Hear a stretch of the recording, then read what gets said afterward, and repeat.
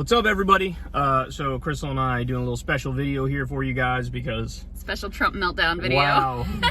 What a night last night. You just kept reading me like, oh my God, he said another thing. And I'm like, oh, what'd he say? And it was just like, wow. We were actually reading them in front of the kids and they thought they were hilarious. Oh my God. So Trump had a total like psychological breakdown yesterday. And I really don't think that's overstating it. I mean, just total mentally snapped. And of course it's because like his candidates got draxed in the midterms, massively underperformed generic Republicans. Democrats did really well.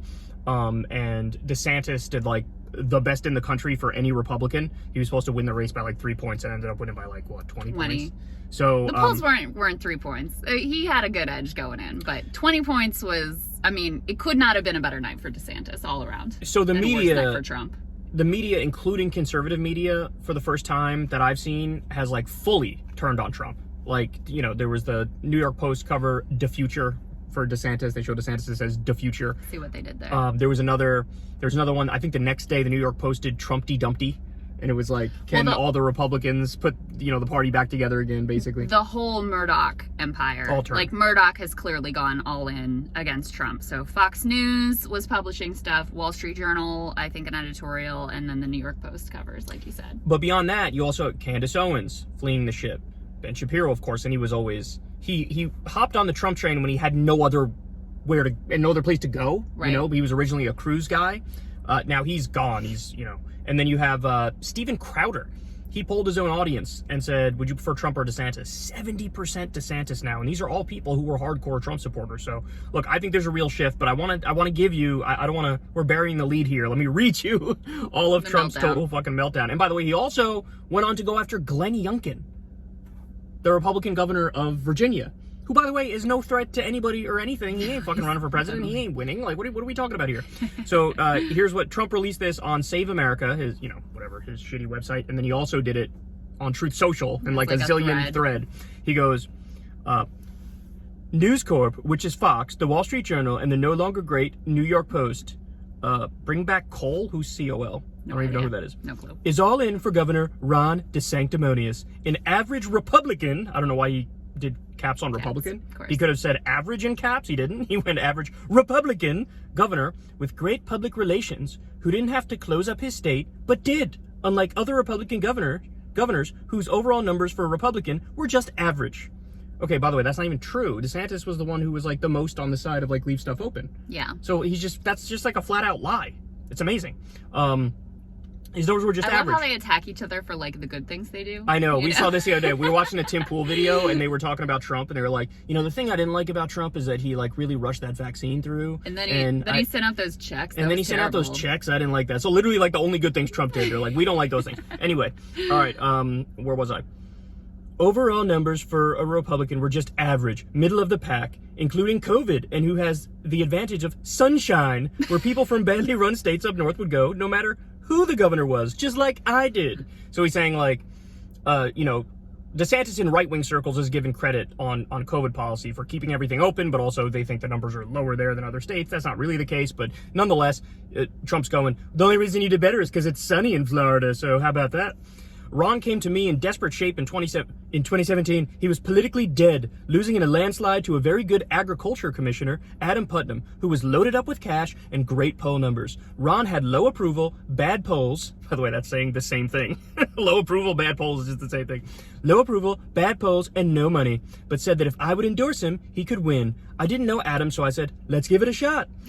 Let's give it a shot, Ron. When I endorsed him, it was as though, to use a bad term, a nuclear weapon went off. Years later, they were the exact words that Adam Putnam used in describing Ron's endorsement. He said, I went from having it made with no competition to immediately getting absolutely clobbered after your endorsement.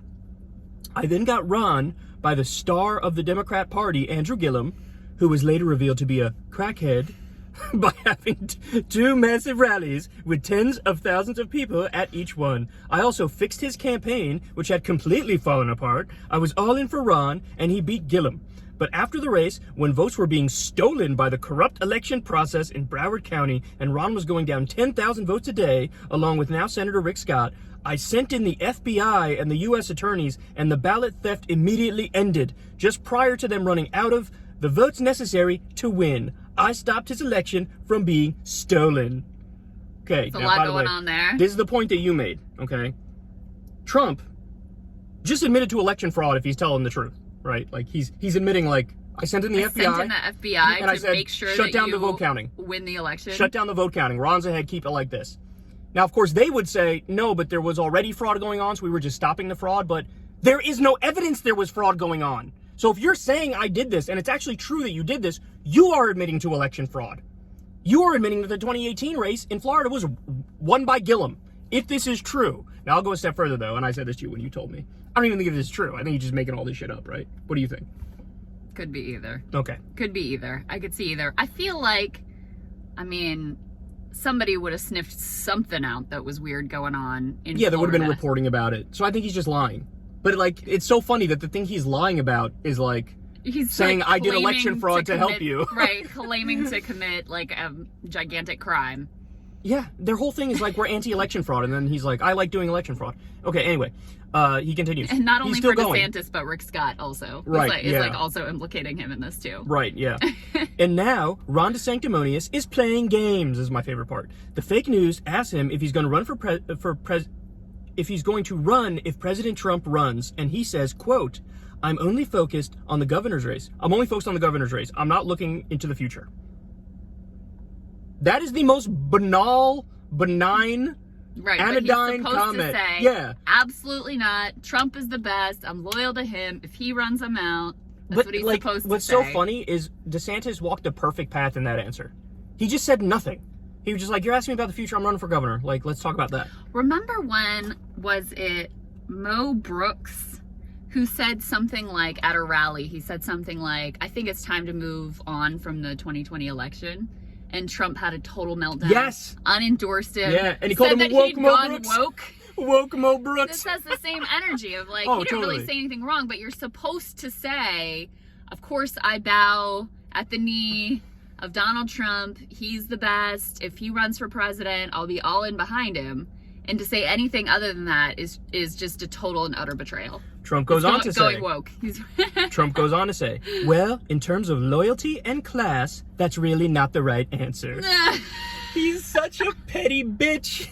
He's so catty, right? Like, he's on some high school girl shit, isn't he? This is crazy. That's amazing. This is just... He's really in his feelings. I love this point, too. This is hilarious to me. This is just like 2015 and 2016. This is fucking nothing like 2015 and 2016. A media assault. Collusion. When Fox News fought me to the end until I won, and then they couldn't have been nicer or more supportive. The Wall Street Journal loved low-energy Jeb Bush and a succession of other people as they rapidly disappeared from sight, finally falling in line with me after I easily knocked them out, one by one. We're in exactly the same position now. They will keep coming after us, MAGA, but ultimately, we will win. Put America first and make America great again. Now, let me tell you why I massively disagree with that part.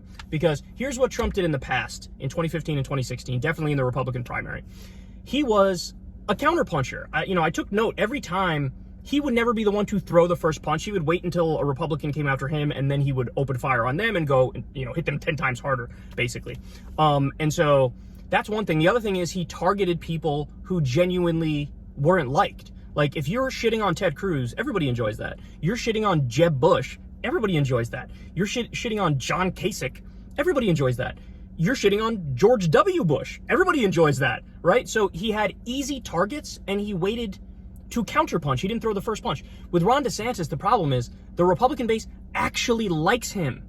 They like him. And you're not counterpunching, you're throwing the first punch. And so now that's why I think there's this sort of unanimous backlash among people who have been staunch Trump allies, that I'm seeing on Twitter. It's kind of astonishing. Like, Ron DeSantis doesn't have to say a fucking word, and he's going to gain 10 to 20 points in the Republican primary poll right now.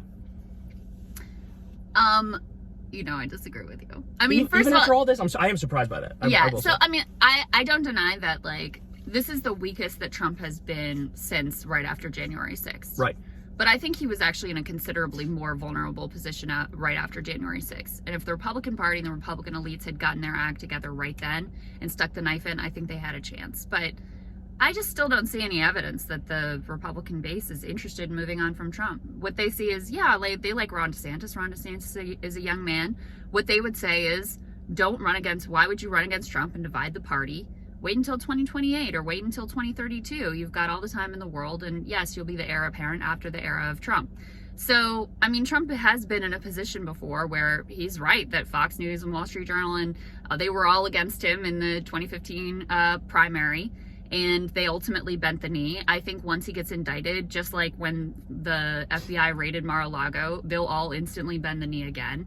He's about to announce, and, you know, like I said, I don't think there's any denying that this has shown a lot of weakness, but I just don't see evidence that the overall MAGA base is ready to be done with Trump. They love the chaos. They love the triggering the libs. They love the insane Truth Social posts and all that stuff. They love the media meltdowns. They love the elites being against him, even like the Fox News elites. So yeah, I'm not persuaded yet. Number one, they can't win with him. Number two, I do see a difference this time versus every other time in the past. Remember when January 6th happened, I still saw the Steven Crowders, the Ben Shapiros, their followers, like they were all still with Trump. This is different. They're all like, dude, what the fuck are you doing?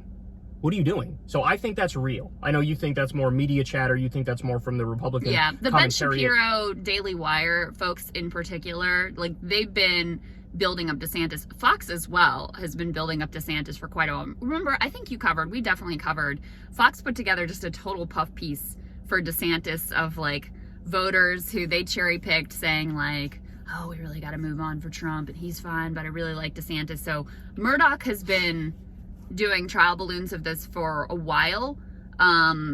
So yeah, I mean, I need to see more evidence that the actual base of the party is influenced by any of this, that there's a real backlash here, that they see it as any other way than however Donald Trump wants to portray it. How do you respond to the poll that Steven Crowder did of his own audience with like 145,000 people participating? Twitter poll. No, but seriously, how do you respond to 70% of them saying they prefer DeSantis over Trump? Now, if he did that poll a month ago, it would have been the opposite. Again, I'd have to see something more real than a Twitter poll. I don't put much stock in that. I don't put any stock in that. I'm genuinely shocked that you could still look at everything that's happened and be like, no, it's Trump. I mean, this guy's a hold on the party. They love him. But like, all the evidence that contradicts that, you just dismiss. You're like, no, that doesn't count for reasons X, Y, and Z. You dismiss all the evidence that, like, that is totally not true. No. First of all, I was one of the biggest proponents of Teflon Don theory early on. Let me make a point, though. I mean, look at all of these, like, loserish candidates who crawled over broken glass to get his endorsement in these primaries. Did they do the same for Ron DeSantis? No, but they lost. No. They lost. But it doesn't matter. It does matter. What it shows is that whose endorsement in terms of not winning a general election, we're not talking about that. We're talking about winning a Republican primary. And to win a Republican primary, what mattered was to have the Donald Trump stamp of approval. Way more valuable than the Ron DeSantis stamp of approval. But that's toxic now. Based on, according to who? Oh, according to the fact that all the Rupert Murdoch. According to who? No, according to Mastriano getting absolutely blown out in Pennsylvania. According to, now it looks like Carrie Lake even might lose, and she was supposed to be the one who's going to be a shoo-in. Again, I'm not talking about a general election.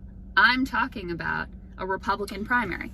In a Republican primary, it is still the case that people would crawl over broken glass to get friggin' Donald Trump's endorsement. Here's the core of our disagreement, is that you are convinced there is literally zero concern among the Republican base and electorate about electability, whereas I'm saying even if they have like a 20% concern about electability, Trump's going down. He's done. Yeah, so I wouldn't say zero, but I do think that they approach these things, at least in recent years, in a much different way than the Democratic base. The Democratic base is obsessed with electability, and the Republican base doesn't really seem to care. So because if they cared at all, they would never have gone with Donald Trump in the first place, because by any like conventional metric of who's electable, he would have gotten destroyed. No, but this is my point when we were responding to his thing on 2015 and 2016. Things were totally different back then. Donald Trump was a fake populist, but a populist. He would talk about, I'm not going to outsource your jobs. He would talk about, I'm not going to cut Social Security and Medicare. Now we're talking about a guy who all of the populism and fake populism is gone. He's culture war obsessed. He can't stop talking about 2020. He's doing nothing that is appealing. And I think before this, I would have said, yeah, of course, all the independents, the moderates, that, you know, they're gone. But now it's like, no, there's even going to be a lot of people in the base who are like, what are you doing here? The policy ship sailed a long time ago. There's no doubt about that. And so what the Republican base, what are they there for? They're there for the chaos. They're there for the owning the libs. They're there for feeling like they have DeSantis ain't a lib. They're feeling like they have their fighter to DeSantis go ain't a against lib. the elites. I mean, they're after the vibes. And so the fact that he's not a populist anymore, like for the people that are still with him, obviously like that ship sailed a million years ago. And on the contrary, not just, you're right, it is different from 2015, 2016. At that point, this guy was completely unproven. I mean, there was every chance that he was going to face a complete electoral wipeout. Now he's shown that he can be president of the United States. So he's in a much stronger position in a lot of ways, Crystal, than he was at that point. He was an outsider back then. Now he's the ultimate insider. So I think that all cuts against him, and he lost in 2020. His candidates got draxed in this midterm election. But his candidates won in the Republican primary. No, I know, and but that's what ultimately again, we're talking about. We're not talking about the general election. We're talking about the Republican primary. Do they have cinder blocks where their heads are? How many MAGA, stop the steal, election denying wackos won Republican primaries, even in moderate states, even in blue states? And then they lost. So let me ask you, but we're not talking about the general election. We're talking about the Republican primary. Okay, let's take it a step further. The question is, will they learn anything from getting obliterated when they should have had a red wave? And I say, even if they learn a little bit, Trump's in serious trouble. And I think they're going to learn at least a little bit. So do you think nothing has changed with everything that's gone on with Trump? Nothing. No, I didn't say that. Okay, so then, nothing would change. So then what has changed? He's in the weakest position he's been in since January 6th. And what does that mean? Do I think that that's enough to dislodge him as head of the party? Do I think that that means that Ron DeSantis is more likely to be the GOP nominee? No, I don't. No, wait. So it's not more likely than even before this meltdown and before the election? No. I'm saying no. I'm still saying Trump is favored to win the Republican well, just give me nomination. numbers. Give me some numbers, some rough numbers as to what you think is likely. Well, a very smart commentator told me the other day I shouldn't give specific numbers anymore in my prognostication. Well, no, that was about specific races I was talking about. I don't know. I mean, I'd still give him like 70-30. 70-30? Yeah, no. I'm down. I'm at like, shit.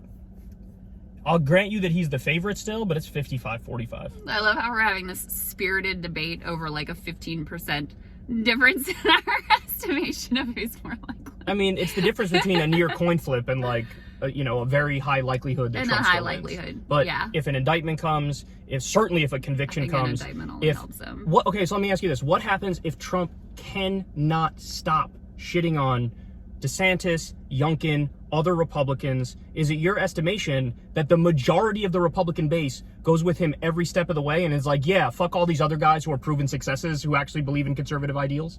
Yes. I don't agree with that. I just simply don't agree with that. I mean, we've seen it happen before. It's different. It's different. That was when Trump was a winner. He was the winner. Now he's the loser. He does nothing but lose. They don't see it that way. I think they do. No, I think they did. There's only so much evidence you can lose ignore. In 2020, it was rigged. In this one, he's claiming victories. He's saying, he's probably going to blame God, whatever. He'll have his alternative theory of what happened here, and it's going to have nothing to do with his own failures. But it'll be obvious there'll be a lot of people that believe that. They believed the QAnon, pedo cabal but what's nonsense. the floor? What's the floor, though? That's the difference here. What's the floor? Okay, and I'll ask you guys this, too. Put in the comment section below. What do you think is the floor on Donald Trump support? Meaning, if he does literally murder somebody and blood is dripping from his hands, and I'm asking you seriously, don't give me some sort of fucking meme answer as to what you think it is. What is the absolute floor for Donald Trump, where the worst you could ever see him getting, the people who will never leave him ever? My answer to that question is a high of 30% and a low of 20%.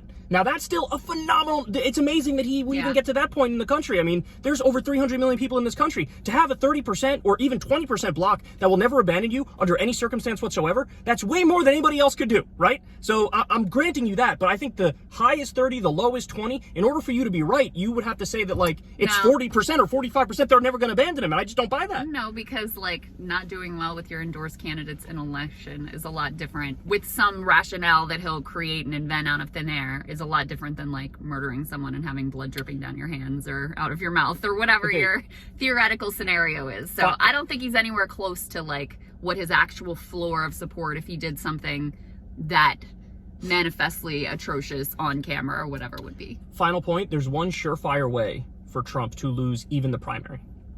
Okay? Well, okay. We already argued about the prison one. I think if he's in prison, he's guaranteed to lose, but this is something different. Okay, tell me. If, and this, I don't think this is ever going to happen. It's impossible because the media is incapable of doing what I'm about to describe. But if there was a total media blackout of Donald Trump from here on out, and they just never talk about anything he did ever again, that would actually work. Yeah, you're probably right. Yeah, that would actually work. But they're not going to do it because we can't even shut the fuck up about him. I can't shut the fuck up about him. We keep talking about him. How can you not? I know. He's the former president. He's, going to announce again in a week.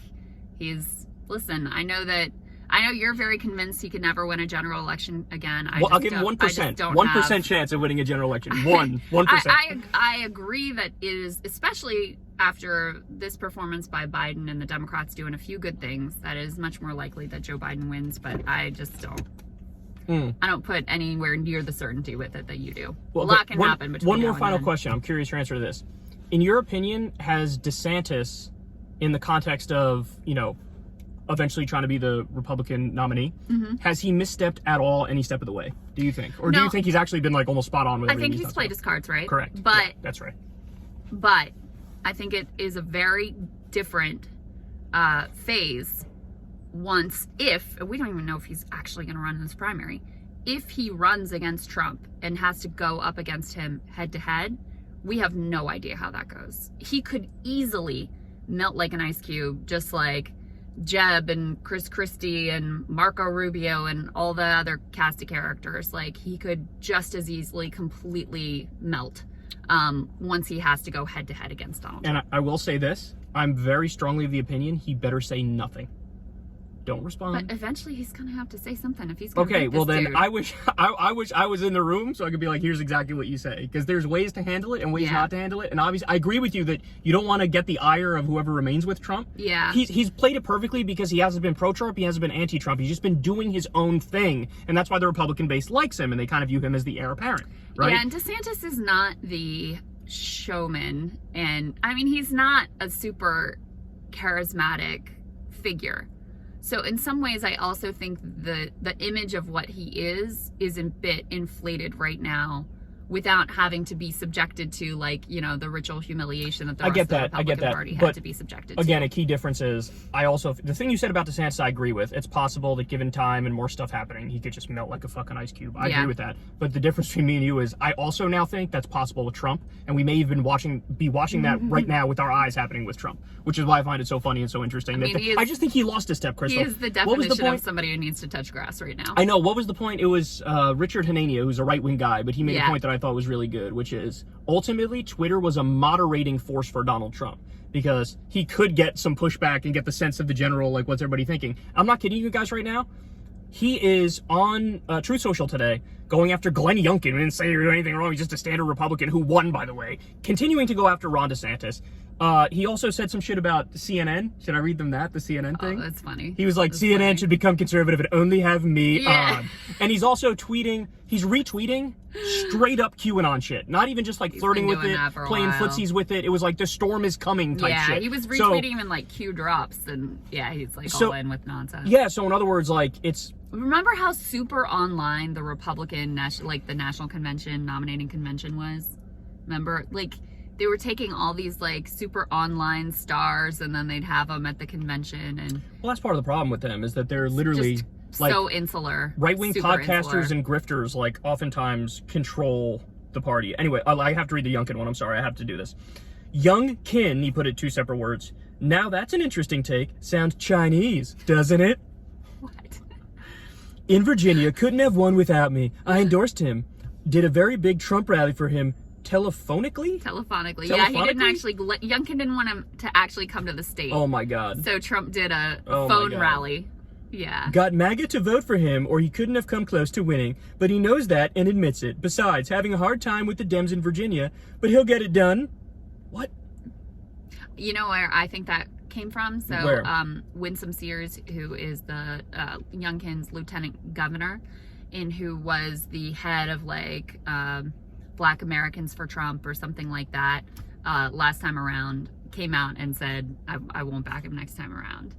And so that was my estimation of why he's like going after Youngkin now, is because, you know, he's tied with Winsome Sears. I see. That was my guess of what was going on. Who the fuck knows anyway, what's going on in that man's head. We'll wrap this up. We've been going for a long time. But bottom line is, look, I keep privately arguing about it, though. Don't worry. We do. When we're off camera, we're having the same argument all the time. I think eventually I will change your position. I think eventually we'll find out who becomes the Republican nominee. No, but hold on. Know. I'm with you that he's still the favorite, but I just give him like 55% chance. Oh, so you're basically saying there's no way you can lose.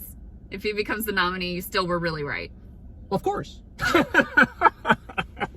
I mean, because I'm just like, my point is, I'm like sort of adjusting with the evidence as it comes in. So if DeSantis responds in a way that's super cringe, that's going to make more people hate him, I'm going to be like, you fucked up, dog. And now actually he is the favorite. You know what I'm saying? I don't even know that DeSantis is going to run, because why would you? If you think Trump is going to flame out, it's his moment. Why not just wait? It's his moment. But I think. I mean, I kind of agree with you, like, he's hot right now and the bloom might be off the rose in 4 years, but there's a real argument to be made of, like, you're a young dude, you really want to go against this, like, maniac and his, like, whole crew of insanity? You really want to do that? Or you want to wait for 4 years and then just, like, have a clear path? Well, then, of course, then the conversation opens up about, is Trump just going to be indicted, or is he going to be indicted and convicted? Mm-hmm. In which case, then it's DeSantis all day long. We'll see. Or it is possible that even in an election, DeSantis versus whoever, fill in the blank with all these other generic Republicans, and Trump's out of the picture, it still is possible somebody beats DeSantis in that scenario. You know what I'm saying? Yeah. Mm-hmm. So, anyway. All right, guys. This was a long video. We love you guys. We'll talk to you soon.